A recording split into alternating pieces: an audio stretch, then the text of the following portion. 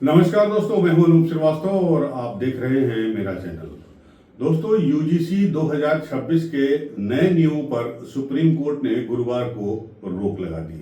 जैसा कि आपको मालूम है, ये नियम उच्च शिक्षण संस्थानों में समानता को बढ़ावा देने के बारे में थे और ये नियम भी सुप्रीम कोर्ट के पिछले आदेश के तहत ही बनाए गए थे, लेकिन इस नियम के लागू होते ही बवाल शुरू हो गया।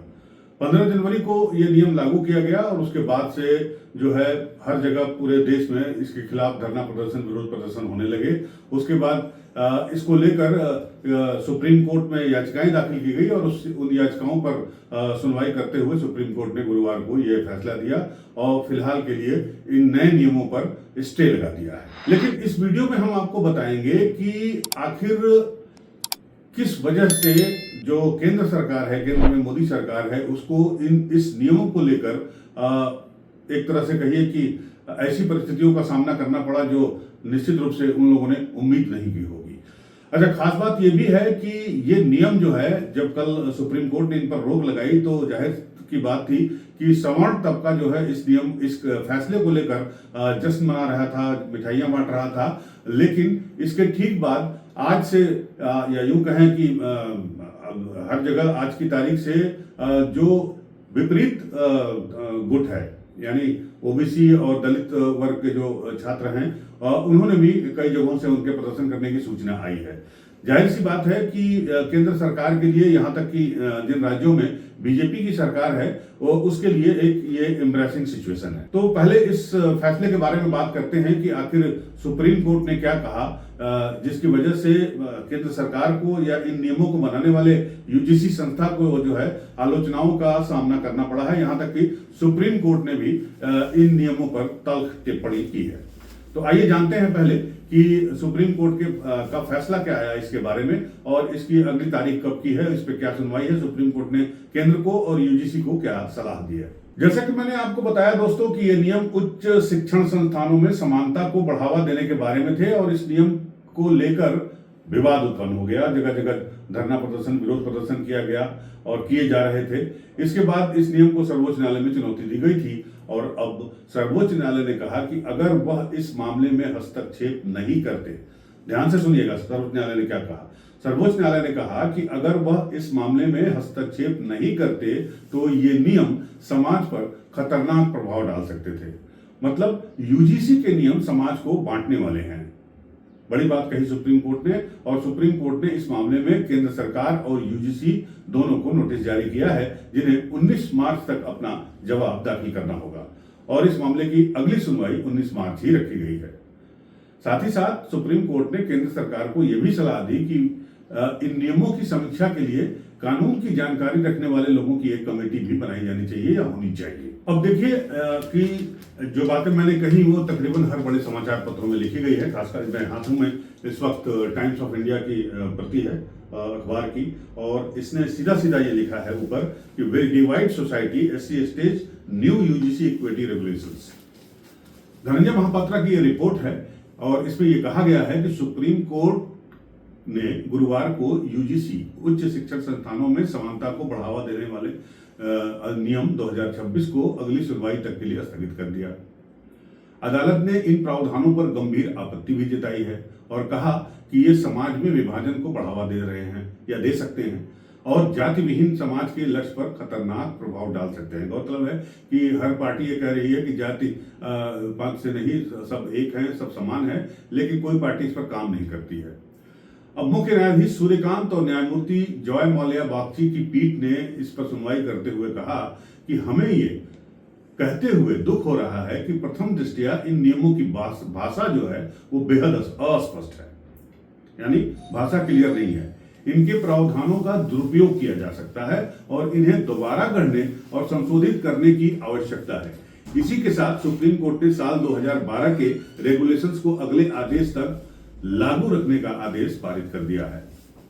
तो ये अखबार में छपा हुआ है, यानी हर अखबार ने इसी पॉइंट को उठाया है कि ये नियम समाज को बांटने वाले हैं। अदालत में 3 याचिकाएं दाखिल की गई थी और इन तीनों पर सुनवाई करते हुए सुप्रीम कोर्ट ने कहा कि 2026 के नियमों का क्रियान्वयन आगे के आदेश तक रुका रहेगा जबकि परिसरों में जाति आधारित भेदभाव से जुड़ी शिकायतों के समाधान के लिए 2012 के पुराने नियम ही लागू रहेंगे।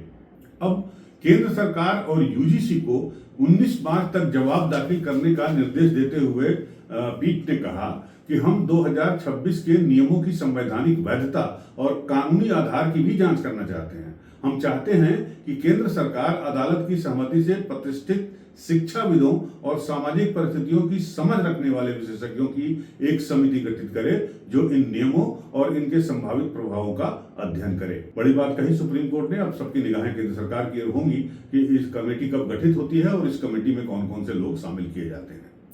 अब जो याचिका दाखिल की गई थी तो इनकी ओर से जो वकील थे वो वरिष्ठ अधिवक्ता विष्णु शंकर जैन साहब थे।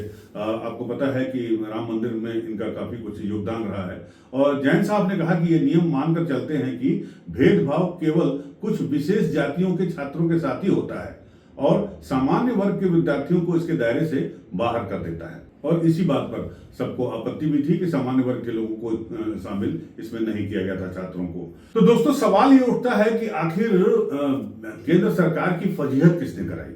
अब इस कानून को जिस कमेटी ने बनाया, या इस नियम को जिस कमेटी ने बनाया, उसमें तकरीबन 2 दर्जन से ज्यादा सांसद शामिल थे, नेता शामिल थे और इसमें जो बीजेपी के सांसद थे उनके साथ ऐसा लग रहा है कि वो दिग्भ्रमित थे, नावाकिफ थे वर्तमान स्थितियों से जो यूनिवर्सिटी और कॉलेजों की है और बंधी बधाई लीक पर चले, या यूं कहिए कि सत्ता के नशे में वो मदहोश थे। और इस फजीहत के बाद इनकी लापरवाही का भी खुलासा हुआ है। जैसा कि मैंने आपको पहले बताया कि कल के फैसले के पहले भी विरोध प्रदर्शन हो रहे थे और कल जब सुप्रीम कोर्ट का फैसला आ गया उसके बाद भी जो है अब विरोध प्रदर्शन हो रहा है। हालांकि फैसला आने के बाद जो है राजधानी की बात, अगर हम लखनऊ की बात करें तो यहाँ हजरतगंज चौराहे पर छात्रों ने एकजुट होकर लड्डू बांटे, नारे लगाए और खुशियां जाहिर की पोस्टर के जरिए।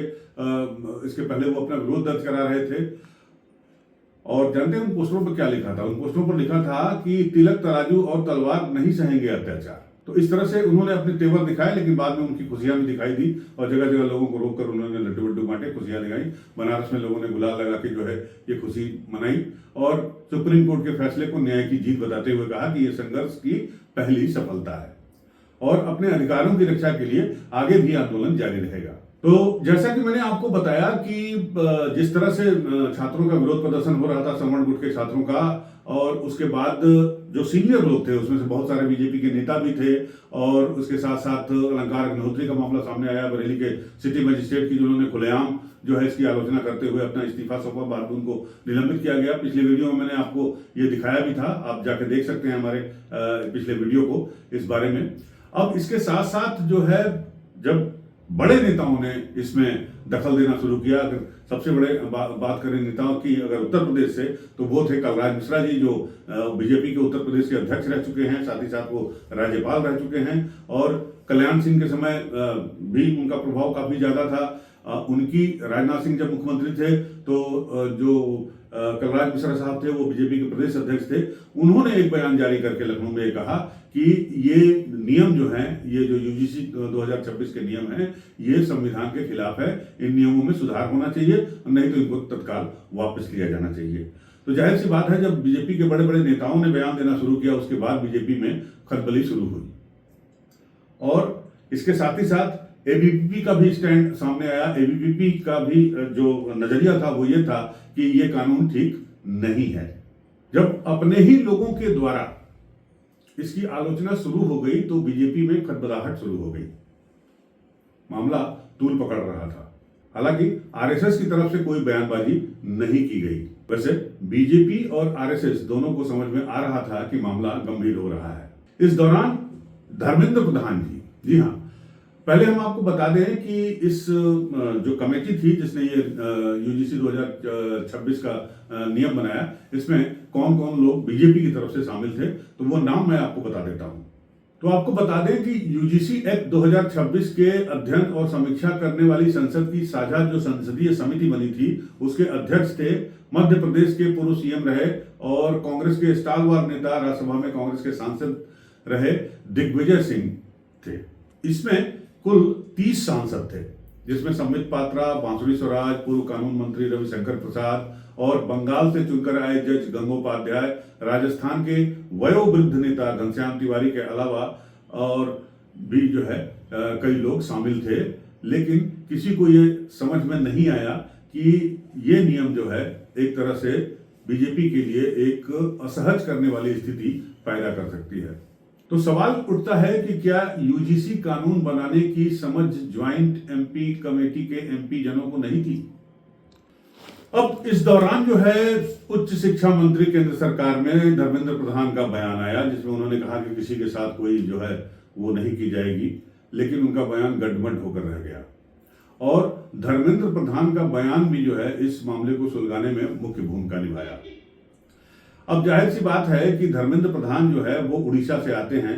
अब उड़ीसा में न तो मुख्यमंत्री बनने की चाह तो जरूर रखते होंगे, लेकिन सवाल उठता है कि क्या वो मुख्यमंत्री वहां बन पाएंगे या कभी दावेदारी भी पेश कर पाएंगे। साथ ही साथ बीजेपी के प्रदेश अध्यक्ष भी वो नहीं बन पाए, लेकिन केंद्र में मंत्री बन गए। आपको याद दिला दूं कि इसके पहले नीट के नियमों को लेकर जो तमाम तरह की गड़बड़ियां हुई थी, बाद में उसको ठीक किया गया, तो उस वक्त भी धर्मेंद्र प्रधान ही शिक्षा मंत्री थे, उस शिक्षा मंत्री। तो जाहिर सी बात है कि धर्मेंद्र प्रधान या तो अनजाने में और या तो फिर जानबूझकर कुछ ऐसे काम कर रहे हैं जिससे केंद्र सरकार की फजीहत हो रही है, मोदी सरकार की। या तो इनको जानकारी नहीं है, ग्राउंड जो रियलिटीज हैं उनकी उसकी समझ नहीं है, या फिर जानबूझकर बांटो और राज करो की नीति पर चल रहे हैं, जिससे अल्टीमेटली नुकसान उनकी पार्टी को होगा। यह सवाल मैं आपके ऊपर छोड़ता हूं कि इस पूरे मामले का जिम्मेदार कौन है, क्यों केंद्र सरकार की फजीहत हुई, क्यों मोदी सरकार की फजीहत हुई, स्वर्ण क्यों नाराज हुआ, बीजेपी के अपने पार्टी के नेता क्यों नाराज हुए इस नियम की वजह से, क्यों सार्वजनिक तौर पर ब्रिजभूषण शरण सिंह और कलराज मिश्रा जैसे नेताओं को बयान देना पड़ा। और इसके अलावा इसके पक्ष में भी मुझे जहां तक याद है, अगर मैं उत्तर प्रदेश की बात करूं तो ना तो ब्रजेश पाठक ने, ना ही केशव प्रसाद मौर्य ने, ना ही मुख्यमंत्री योगी आदित्यनाथ ने इस बारे में कोई फैसला किया या कहा, कोई बयान जारी किया कि हाँ ये नियम अच्छे हैं या ये नियम खराब हैं। अक्सर ऐसा देखा जाता है कि अगर कोई कानून पास होता है तो तमाम बीजेपी के नेता जो है आकर बयान देने लगते हैं, अच्छा नियम है, बहुत जनता के लिए बड़ा फायदेमंद है। लेकिन इस नियम के बाद और विरोध प्रदर्शन को देखते हुए किसी भी बड़े नेता का बयान नहीं आया। अगर कोई बयान आया भी तो वो इसके अगेंस्ट आया। तो दोस्तों इस वीडियो में बस इतना ही। अब आप अपना फैसला हमारे कमेंट बॉक्स में जाकर जरूर बताएं कि इस नियम के रखने के पहले किस तरह की पॉलिटिक्स हुई और क्या ये नियम वाकई जो है वो आप कह सकते हैं भेदभाव रखता था, या इस नियम के लागू होने से जो है सवर्ण वर्ग के छात्रों पर असर पड़ता। कमेंट बॉक्स में जाकर हमें जरूर बताइएगा। और अगर आपको वीडियो अच्छा लगा हो तो हमारे इस वीडियो को लाइक और शेयर करिएगा। साथ ही साथ हमारे चैनल पर नए हैं तो हमारे चैनल को सब्सक्राइब करना ना भूलिएगा। मिलते हैं आपसे अगले वीडियो में एक और ज्वलंत विषय के साथ। तब तक के लिए नमस्कार, जय हिंद।